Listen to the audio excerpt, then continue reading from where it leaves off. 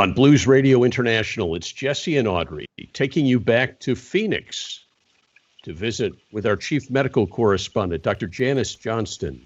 Hi, Janice. Happy New Year. Thank you. Happy New Year to both of you. Hello. We're looking forward to some good news. I mean, today we hit, I guess, the maximum death rate ever, yet we see maybe we're possibly starting to turn the corner in terms of new infections. And we've got 38 million doses of vaccine out there, but we've only administered 17 million. And we understand that you've had both your first and second doses. So I was wondering if you could share with us how that went. Yes, I have.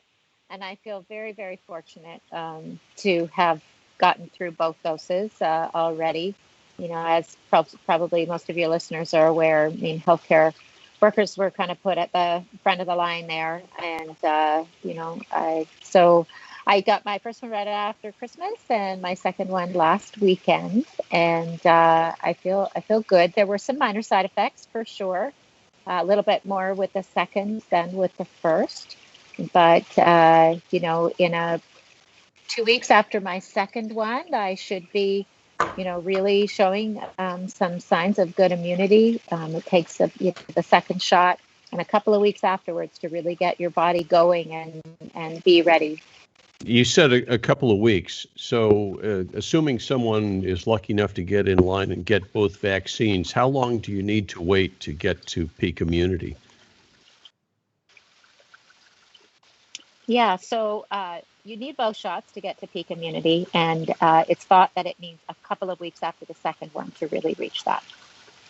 Okay. Unfortunately, since the surge in the pandemic, what we're finding right now is that some people, and I've had even some within our office, where they've gotten the first one, but then they've gotten COVID in between, so waiting in between. So it certainly isn't enough with the first one. And, it's raging right now with the pandemic. So certainly it doesn't mean that they can't get their second dose. Obviously they need to make sure that they're out of quarantine. And if they've been, treated with, antibodies or plasma and stuff like that, we'd like them to wait a little bit longer in order to get the second dose. But, I would encourage everyone, when it's your turn and you can get it, just go ahead and get it. There are really, really very few groups that we would be cautious with.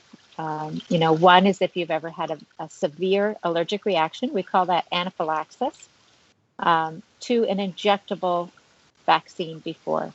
And honestly, I've never seen that in my career where someone's had an anaphylactic reaction to a vaccine. So it's quite rare, but they have seen that in response to these vaccines. So if you've ever had that happen to you, then you're somebody who should sit out and let the rest of the community go ahead and get their vaccine so we can get to our herd immunity.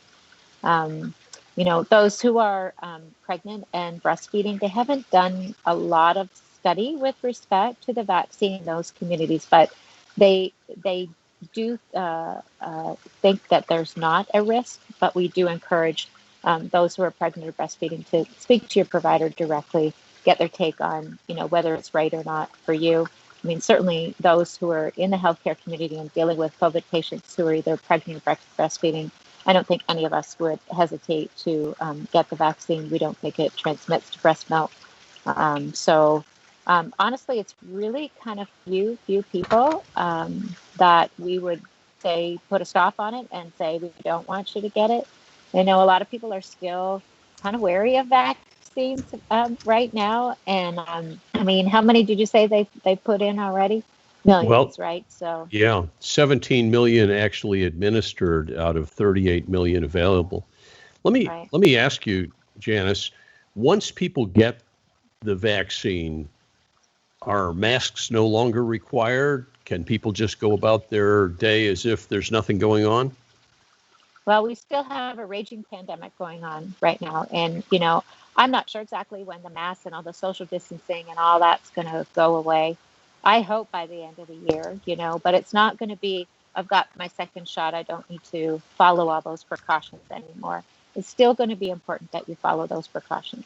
And why is that? Okay, even though you might be protected from getting ill from COVID-19, you could still be exposed to it. Your body could still have some of that virus, and you could give it to somebody who's not vaccinated or tested.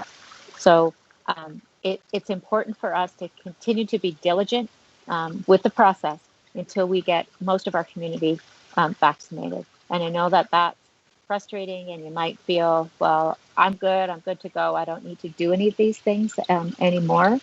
And it's definitely, it's been shown to have about a 95% efficacy, which is unbelievable, right? Unbelievably high. It's awesome.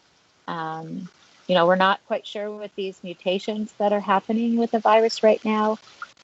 Will we need to tweak these vaccines? I don't know. That's just new. So I'm sure that they'll probably have to study that along the way.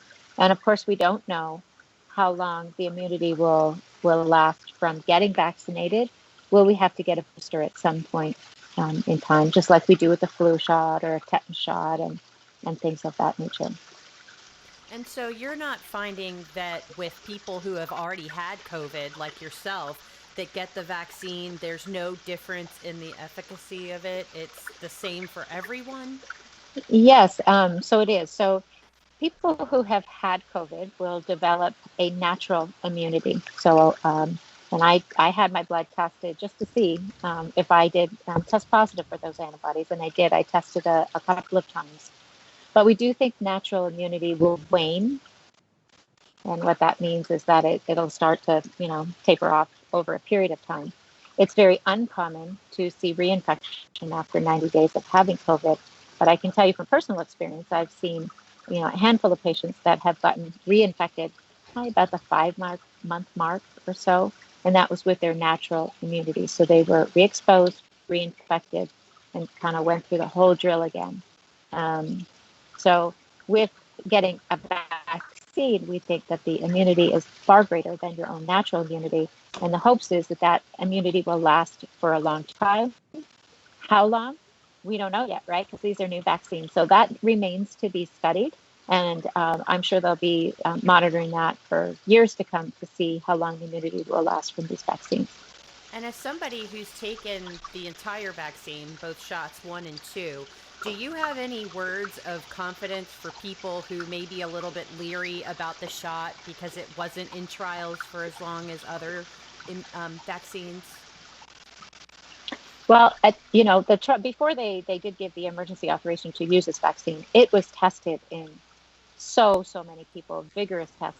The vaccine was the concept behind the vaccine. This is a brand new type of vaccine that's never been used before. It's called an mRNA vaccine. The concept was developed many years ago.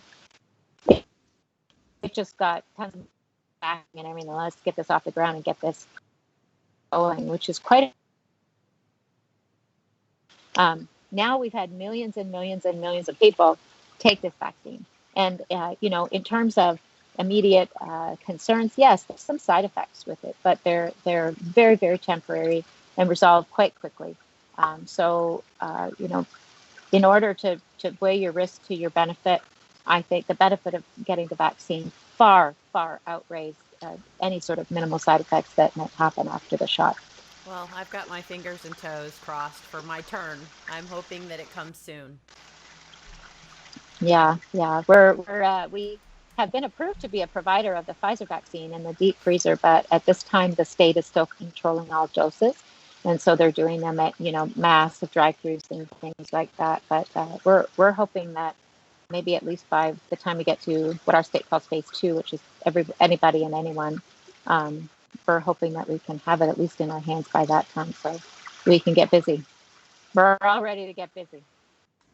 While we're waiting to get everyone vaccinated, Janice, we had some executive orders signed by our new president requiring masks on federal property in interstate travel, and also a request, which can't be mandated under federal law, a request that everyone wear masks for 100 days.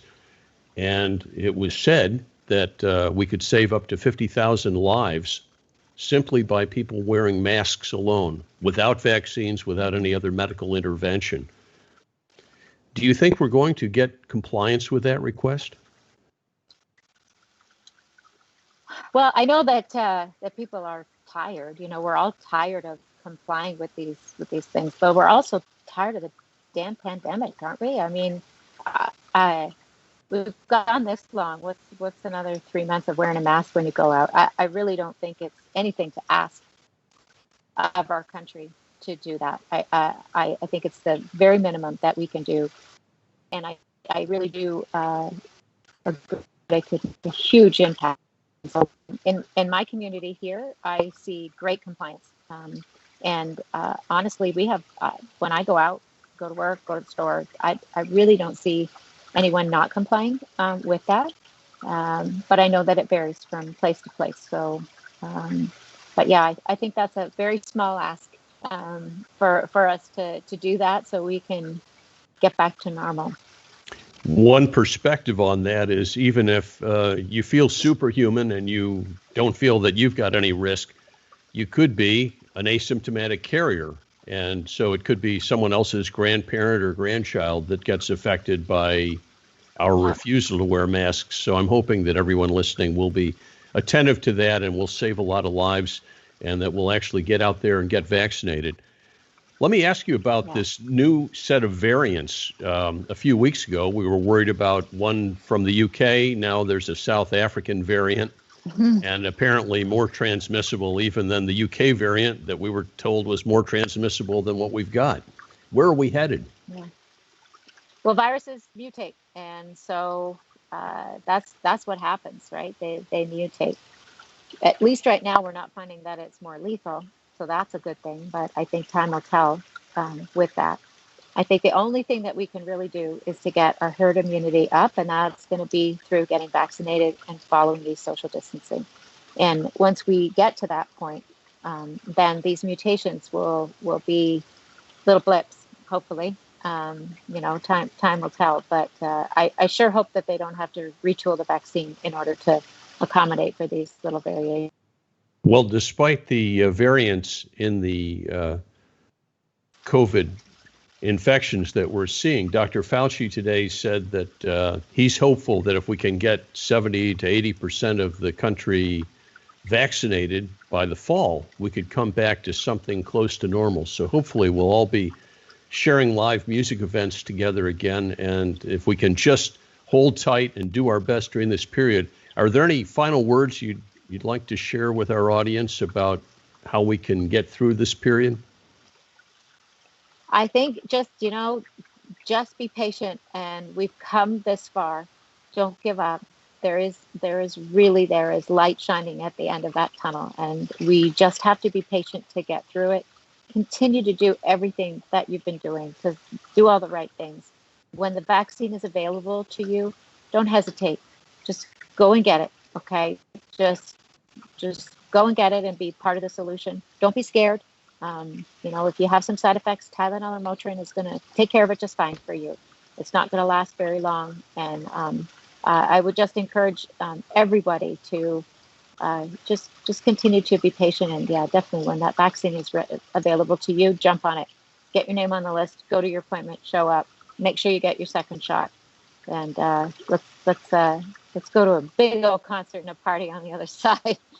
We can't wait. Dr. Janice Johnston, we were all together just a year ago in Memphis, and next year we're going to do the same thing, hopefully a few months into our being back out together. Thank you for joining us from Phoenix. Thank you for all you're doing for your patients and for our blues community to keep everyone healthy. Yes. Well, thank you. And I just, in closing, I did want to mention to you and your listeners, so watch for a Heart Fund virtual benefit coming up here soon in February. We'll be in mid-February, details coming out very shortly. So every year, Kathy Bowmore and myself have put on a benefit here in Canada. Pandemic, obviously, we've not been able to do so, but we planned a really exceptional virtual one, and it's going to be broadcast through the Blues Foundation's social network channel. So look for that. The Heart Fund continues to do some amazing work for the blues community, and so even though you don't see us in action anymore face to face, we're doing lots of stuff virtually, and ready to get back into the action face to face when we're able. So we can't wait. Thank you, Janice, for joining us today. Best of luck, and we look forward to a brighter tomorrow. Okay, you guys take care. Thank you. Yeah. Bye-bye. Bye. Hi there, it's Jesse. Hey, it's Audrey. From Blues Radio International. And Audrey, did you know that there is a way to get the government to help you support the musicians you love? Oh my gosh, I'd like to know more. It's easy. All you have to do is go to blues.org, make a contribution to the Blues Foundation's Musicians COVID-19 Relief Fund. That's it? That's it. Oh, the money my goes goodness. directly to musicians. Oh, you right. get a tax deduction, and we're going to save the musicians who make the music we love. Yes. Let's do it today. Let's do it right now. Blues.org.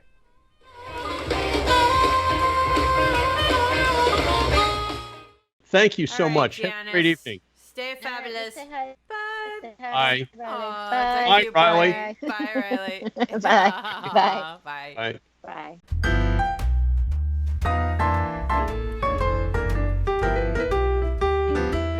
This is Anthony Gerasi and his cavalcade of stars, ladies and gentlemen.